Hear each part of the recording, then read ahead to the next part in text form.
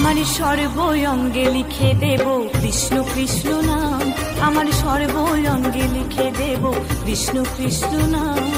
দুহাত তুলে হ্যাঁ guys, welcome to my channel. আমার চ্যানেলে তোমাদের সবাইকে অনেক অনেক স্বাগত আর অনেক অনেক ভালোবাসা। আই হোপ তোমরা অনেক অনেক ভালো আছো। আর আমি এই কেটে যাচ্ছে তোমাদের আশীর্বাদে আর কি। তো রাধে রাধে বলে আজকের ভিডিওটা স্টার্ট করছি বন্ধুরা। ভিডিওটা স্কিপ না করে পুরো ভিডিও দেখো, আশা করি তোমাদের খুব খুব ভালো লাগবে। আর আজকে হচ্ছে শ্রাবণ মাসের প্রথম সোমবার, আর আজকে যাব পুজো দিতে, মানে আজকে যাব জামালপুর বুড়োরাজের কাছে পুজো দিতে। ঘুম থেকে উঠে স্নান করে আগে ঘরের পুজোটা সেরে নিয়েছি। আজকে ঘুম থেকে উঠেছি তখন প্রায় 5টা মতন বাজে। তো উঠে কিছু কাজ বাজ করে স্নান করে আগে ঘরের পুজোটা সেরে নিলাম। তারপর এখন আস্তে আস্তে রেডি হব। আর দেখো আজকে আমি শাড়ি পরেছি, আজকে ইচ্ছে হলো যে শাড়ি পরে যাব পুজো দিতে। তো যেমন ভাবা তেমন কাজ, তো শাড়ি পরে নিলাম। আর আমাকে কেমন লাগছে সেটা কিন্তু অবশ্যই কমেন্ট করে জানিও। আর এই ফার্স্ট টাইম আমি যাচ্ছি জামালপুরে পুজো দিতে। আমার বাড়ি থেকে কিন্তু জামালপুর বেশি দূরে নয়, বাইকে হয়তো ওই 10 মিনিট মতন লাগে। তো ছোট থেকে এত বড় হয়েছি, আমি এই ফার্স্ট টাইম যাচ্ছি পুজো দিতে। ওই সব জায়গায় যেতে গেলে না ভাগ্য লাগে, ঠিক আছে। তো কি বলবো, তোমরা হয়তো শুনে অবাক হচ্ছে যে ফার্স্ট টাইম যাচ্ছি। হ্যাঁ, এটাই সত্যি যে আমি ফার্স্ট টাইম যাচ্ছি এবার জামালপুরে পুজো দিতে।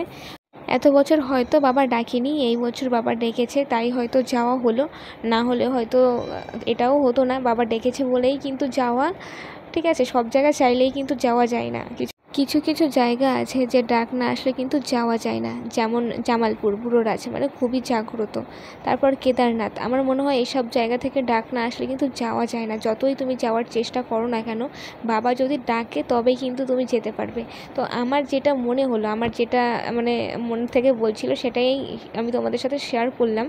আর দেখো কথা বলতে বলতে কিন্তু আমরা জামালপুর পৌঁছে গেছি। আর ঢুকেই দেখি আজকে প্রচুর ভিড়, যেহেতু আজকে শ্রাবণ মাসের প্রথম সোমবার। আমি তো ভাবতেই পারিনি যে এত ভিড় হবে। হ্যাঁ, আমি জানি ভিড় হবে, কিন্তু এত ভিড় হবে সেটা আমার মানে আইডিয়া ছিল না, যেহেতু আজকে ফার্স্ট টাইম। আর এই যে পুকুরটা দেখতে পাচ্ছ, এই পুকুরটা যখন জামালপুরে মেলা হয় মানে বৈশাখ মাসে, তখন এই পুকুরটার মধ্যে কিন্তু 30,000 35,000 সন্ন্যাসীরা স্নান করে। আমরা পৌঁছে দেখি যে পুজোর প্রচুর বড় লাইন পড়েছে, কি বলবো। আর আজকে আমরা পুজো দিতে গেছিলাম, আমি, ছোটো মামি, দিদি, ছোটো মামা, বোন, আরেকটা মামা। তো সবাই মিলে আজকে টোটোতে করে গেছিলাম পুজো দিতে।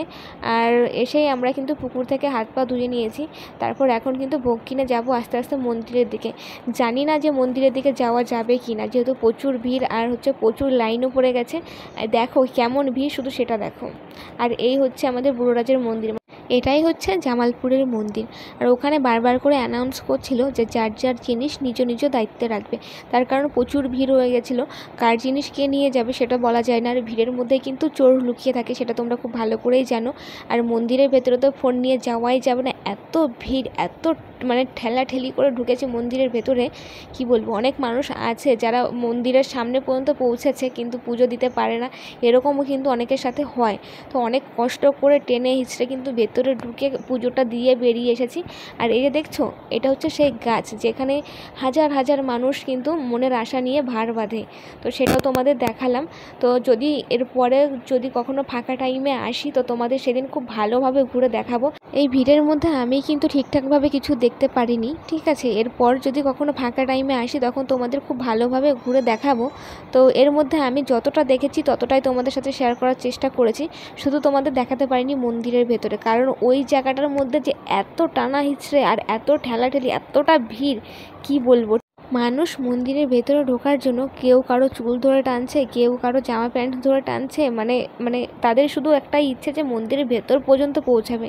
এরকম ইচ্ছেটা কিন্তু আমারও ছিল যে আমি যেহেতু ফার্স্ট টাইম এসেছি, পুজো না দিয়ে বাড়িতে যাব না, ঠিক আছে। পুজো দেবো, তারপর যাওয়াই হবে, পুজো তো দেবই, ঠিক আছে। ভিড় যতই হোক পুজো দেবো, এরকম একটা মানে আশা থাকে সবারই। আবার অনেকে আছে যে মন্দিরের সামনে থেকে কিন্তু ব্যর্থ হয়ে ঘুরে আসতে হয়।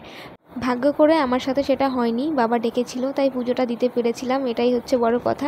তো আজকের ভিডিওটা বেশি বড় করছি না, আজকের ভিডিওটা এই পর্যন্ত। ভালো লাগলে ভিডিওটা লাইক, কমেন্ট, শেয়ার, আর হ্যাঁ, চ্যানেলটা কিন্তু সাবস্ক্রাইব করতে ভুলবে না। চ্যানেলটা ঝটপট সাবস্ক্রাইব করো। আর এখন আমরা বাড়ি যাচ্ছি, তো আমরা বাড়ি যেতে থাকি আর তোমরা আমাদের চ্যানেলটা সাবস্ক্রাইব করতে থাকো। তো আজকের মতন টাটা।